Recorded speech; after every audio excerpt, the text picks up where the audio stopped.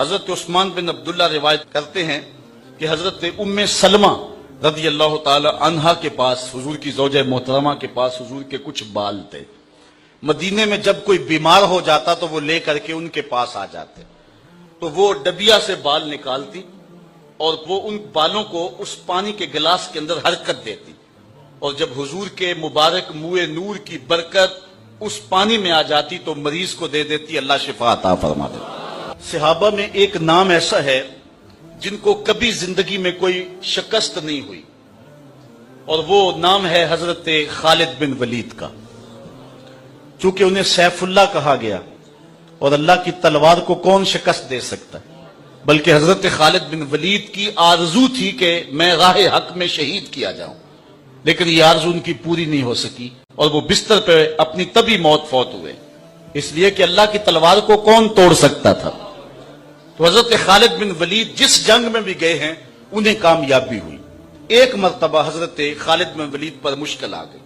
حضرت رافع بن عمر طائی، وہ بھی آپ کے ساتھی تھے، آپ کے نائب کمانڈر تھے، تو انہوں نے کہا کہ لگتا ہے آج قضا آ گئی، جو حالات ہیں مسلمان پسپا ہونے لگے، اور یہ پہلی بار ایسا ہوا تھا کہ خالد بن ولید کی قیادت میں لڑی ہوئی کوئی جنگ اس میں پسپائی ہو رہی ہے۔ تو حضرت عمر بن رافع الطائی نے کہا کہ لگتا ہے قضا آ گئی ہے، تو حضرت خالد بن ولید نے کہا کہ مجھے بھی ایسا ہی لگتا ہے کہ کوئی مشکل بن گئی ہے۔ ادھر یہ پسپا ہو رہے ہیں، ادھر حضرت ابو عبیدہ کو حضور مدینے میں خواب میں ملے اور کہا تم یہاں بیٹھے ہوئے ہو، اللہ کے شیر پہ مشکل بنی ہوئی ہے۔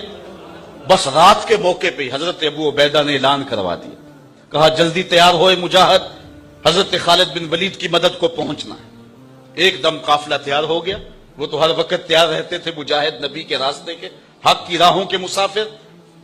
یہ لشکر تیار ہو کے حضرت ابو عبیدہ کی قیادت کے اندر جب نکلا تو راستے کے اندر انہوں نے ایک منظر دیکھا کہ لشکر سے تھوڑا سا ہٹ کر کے ایک نقاب پوش سوار بھی ساتھ ساتھ چلتا جا رہا ہے۔ تو حضرت ابو عبیدہ نے اپنے جاسوس سے کہا کہ جاؤ اس کو دیکھو یہ کون ہے، اور کچھ لوگ لے جاؤ اور اس کو پکڑ کے لے آؤ۔ جب لوگ ان کے قریب گئے تو انہوں نے کہا کہ میرے قریب نہ آنا، میں حضرت خالد بن ولید کی بیوی ام تمیم ہوں۔ تو کہا کہ تم رات کے موقع پہ لشکر کے ساتھ اس مشکل حالت میں کیوں جا رہی ہو؟ تو انہوں نے کہا کہ جب حضرت ابو عبیدہ نے اعلان کروایا نا کہ جنگ کے لیے نکلو، حضرت خالد بن ولید پہ مشکل آئی ہوئی ہے، تو میں پریشان ہو گئی کہ اللہ کے اس شیر پر کبھی مشکل آئی تو نہیں تھی، تو کیا ہوا؟ تو میں نے جب غور کیا تو ان کی ٹوپی گھر رہ گئی ہے جس میں حضور کے بوئے مبارک سیے ہوئے ہیں، اور جب بھی وہ جنگ پہ جاتے ہیں تو وہ ٹوپی نہیں بھولتے۔ تو آج وہ میں نے غور کیا کہ ان پہ مشکل کیوں آئی ہے، تو میں نے غور کیا تو ٹوپی گھر پڑی ہوئی ہے، میں ان کو ان کی امانت دینے جا رہی ہوں۔ یہ لشکر جب پہنچا، ادھر حضرت خالد بن ولید نے جبیلہ بن اہم کے مقابلے کے اندر محاذ کو سنبھالا ہوا تھا کہ اچانک 2-3 سوار آگے بڑھے، اور جدھر وہ جاتے ہیں دشمن کو دھکیلتے چلے جاتے ہیں۔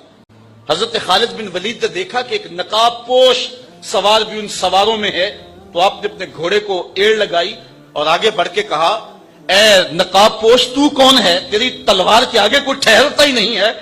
تو اس نے تھوڑا سا پردہ سرکایا، کہا مجھے پہچانتے نہیں؟ آنا زوجتو کا ام تمیم، میں تمہاری بیوی ام تمیم ہوں، اور تم حضور کے بالوں والی ٹوپی بھول آئے تھے تو میں دینے آئی ہوں۔ اور پھر آگے بڑھ کے ان کو ٹوپی دی۔ حضرت خالد بن ولید نے ٹوپی سر پہ رکھی، اللہ نے اسی دن پتہ عطا فرما دی۔